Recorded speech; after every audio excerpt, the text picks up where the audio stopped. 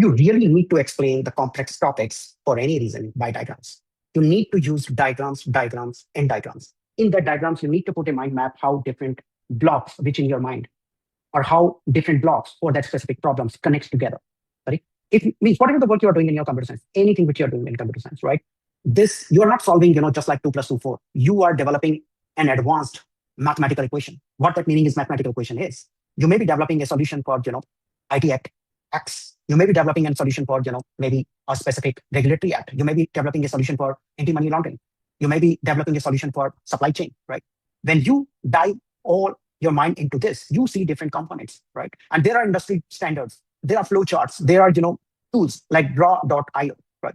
So you need to convert when you have more than one components together. You need to convert into the diagram, right? You don't need to directly jump into the tool and start doing it, right? You need to first some way write in your copy by pencil to understand what is happening in this, and that specific diagram you need to use. So my overall another suggestion is, which I have looked many of your work in different contexts, I do see there's a big gap of diagrams, right? If you go to the GetPost Labs website, I have written some of the articles in diagrams, and there are different type of diagrams we use.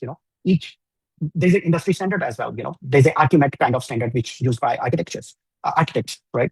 Who work in banks or enterprise or something like that. There's a BPMN language, business process something methodology notation, something like that, right? So there's a specific notation when the businesses got developed, they have the specific notation to define a process like that. And when you develop computer science program, there are flowcharts. When there's a specific meaning of rectangle, there's a specific meaning of arrow. So if you continue to follow those specific basics, there are data flow diagrams, like how the data flows like that, from which component to which. There are cloud engineering diagrams, like when you take specific items of AWS or any specific cloud, right? Anyway, before reaching to cloud, you need to make sure for what purpose you need what, right? And so you need to work on diagrams. Diagrams is very important, correct? So make sure you are used to with the diagrams, putting in your habit, whatever the work you do, right? So rather than jumping on a lot of different technologies or something, make sure you understand what the problem you are solving, what the work you are doing, how you can convert into a diagram. First you understand.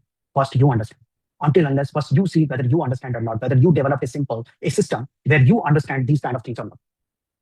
What practices you do when you try to understand a specific concept, which tools you use, which websites you refer, something like that, right? So yeah, that's my suggestion to you. Use diagrams and all. And I will keep sharing and talking more information to you, and feel free to comment it, whatever the way you feel.